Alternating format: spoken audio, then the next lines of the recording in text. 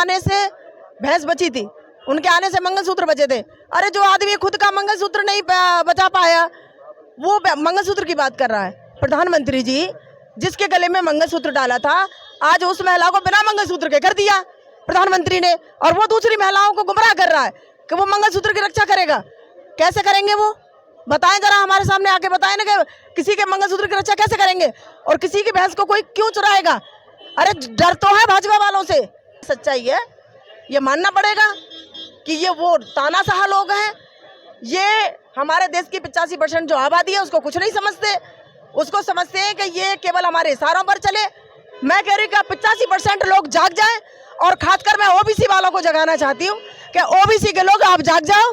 आप अगर अभी नहीं जगे तो अब वो वक्त आने वाला है कि जो आप अपने वोट का अधिकार खो बैठोगे, क्योंकि ये मोदी सरकार आपका अधिकार छीनने के लिए तैयार बैठी है। नाम में जिस प्रकार से मोदी जी मंच पर जाकर के अनाप शनाप बकवासबाजी कर रहे हैं उसको पूरा देश सुन रहा है। मोदी जी के पास अब केवल 5 ही शब्द रह गए, मंगलसूत्र रह गया, भैंस रह गई है, और पाकिस्तान रह गया है, और हिंदू मुस्लिम रह गया है, और ज़्यादा करोगे तो झोला रह गया है।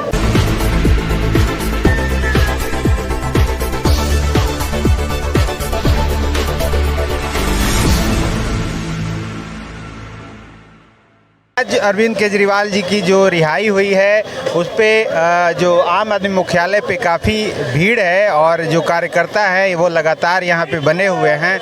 हमारे साथ जो विकासपुरी क्षेत्र से वहाँ की जो निगम पार्षद हैं निर्मला कुमारी जी, वो हैं हमारे साथ। इनसे जानेंगे कि ऐसे मौके पे क्या कहना चाहेंगे। देखिए, मैं आपके चैनल के माध्यम से पहले तो माननीय सुप्रीम कोर्ट का बहुत बहुत धन्यवाद करती हूँ कि उन्होंने न्याय किया है, दिल्ली की जनता के साथ न्याय किया है, और हमें माननीय सुप्रीम कोर्ट पर पूरा भरोसा था कि भले ही देर से सही लेकिन अंतरिम जमानत देंगे, क्योंकि उन्होंने एक ही बात कह दी थी कि केजरीवाल जी कोई आदतन अपराधी नहीं है। ठीक है, तो ये सही बात है, और उन लोगों का भी रास्ता खुला है जो किसी कारणवश फंसाए जाते हैं, उनका भी ये रास्ता खुला है। तो इसके माध्यम से पूरा देश आपको माननीय सुप्रीम कोर्ट को धन्यवाद करता है। और आज जो आपने देखा दिल्ली का माहौल है, इसमें और भी इजाफा हो गया है। दिल्ली का माहौल अब और ज़्यादा पॉजिटिव हो चुका है। लोकसभा चुनाव में जिस प्रकार से मोदी जी मंच पर जाकर के अनाप शनाप बकवासबाजी कर रहे हैं उसको पूरा देश सुन रहा है। मोदी जी के पास अब केवल 5 ही शब्द रह गए, मंगलसूत्र रह गया, भैंस रह गई है, और पाकिस्तान रह गया है, और हिंदू मुस्लिम रह गया है, और ज़्यादा करोगे तो झोला रह गया है, इसके अलावा और कुछ नहीं है। तो मोदी जी अभी ये समझ चुके हैं कि 3 जो चरण में चुनाव हुए हैं उन्होंने उनको बाहर का रास्ता दिखा दिया है तीनों चरणों में। और अब जो बारी आ रही है, अब इसमें पूरा सुपड़ा साफ पता लग जाएगा, उनको अच्छे से पता लग जाएगा कि भैया हम वो कहीं भी नहीं हैं। उनकी सीटें जो 200 से 210 220 के अंतर में उनका निपट जाएंगे, और ये उस चीज़ का परिणाम है, ये जुमलों का परिणाम है, ये झूठ बोलने का परिणाम है, ये ईमानदार लोगों को फंसाने का परिणाम है। झूठे केस में लगा करके आपने अरविंद केजरीवाल जी को जिस तरह जेल में डाला, आपने तमाम हमारे मंत्रियों को जेल में डाला, उस चीज़ का परिणाम है। पूरा देश देख रहा है, आपके जुमलों की बौछार से 10 साल से पूरा देश नहा रहा है, तो अब वो परेशान हो चुका है। तो इसलिए वो कहता है कि बहुत हुई, आप 14 में आए थे, बहुत हुई महंगाई की मार, और अब की बार मोदी सरकार और बेटी बचाओ वगैरह वगैरह, बेटी बचाओ बेटी पढ़ाओ, तो हम दुनिया भर के नारे लेके आए थे। 2 करोड़ रोजगार देंगे तो हम किसानों की आय दुगनी करेंगे। किसानों की आय दुगनी करने के बजाय किसानों के लिए बड़ी बड़ी कीलों का इंतजाम मोदी सरकार ने किया। आप सब ने देखा, पूरे देश ने देखा। और बेटी बचाओ बेटी पढ़ाओ की जगह पर बेटी न पढ़ाई न बचाई, और बल्कि उन्होंने बेटियों को रेप करके हत्या करवा दी, और माँ बाप को अंतिम संस्कार का मौका तक नहीं दिया। ये तो मोदी सरकार के राज का काम है। पहलवान बेटियों की जो लड़ाई पिछले दिनों लड़ रही थी साल भर से, उनके लिए जो कोर्ट है वो ब्रजभूषण के ऊपर आरोप तय कर दिया। वो इसलिए तय कर दिया है कि उनको पता है कि कब तक बचाएंगे। एक तो उसके ऊपर आरोप था, वो हमारी जो रेसलर बेटियां थी कितने टाइम तक यहाँ जंतर मंतर पर बैठी रही, लाठी खाए, डंडे खाए, रात में पुलिस ने उनको मारा पीटा। हम लोग रात में 1:30 बजे भागे, उनको बच्चियों को बचाया, उन बच्चियों के साथ में हम लोग बैठे, उनके लिए तमाम इंतजाम आम आदमी पार्टी के लोगों ने किया। हमारे माननीय मुख्यमंत्री जी के आदेश पर हम लोगों ने उन लोगों को काफ़ी जो भी हमसे मदद हो सके हम लोगों ने की। लेकिन बड़ा दुर्भाग्य है कि जब हमें पता लगा कि ब्रजभूषण के बेटे को टिकट दे दी है, तो ये कैसा लोकतंत्र बनाने के चक्कर में है मोदी जी कि मतलब एक तरफ तो बाप के ऊपर छेड़खानी के आरोप लगे हुए हैं, वो भी जो देश की बेटियां, जो सर्वोच्च हमारे देश की बेटियां हैं, जो गोल्ड मेडल लेके आई हैं, ऐसी बेटियों ने आरोप लगाया है, और उसके बाद उसके बेटे को आप टिकट दे देते हैं। तो सोचिए कि आप कौन सा भारत बनाना चाहते हैं? आप बलात्कारी भारत बनाना चाहते हैं?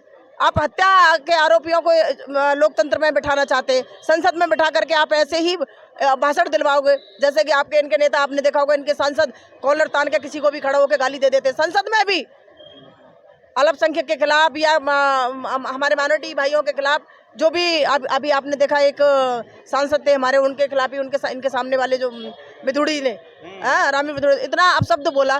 तो देखिए ये गलत चीज़ है, और आज जनता सब समझ रही है।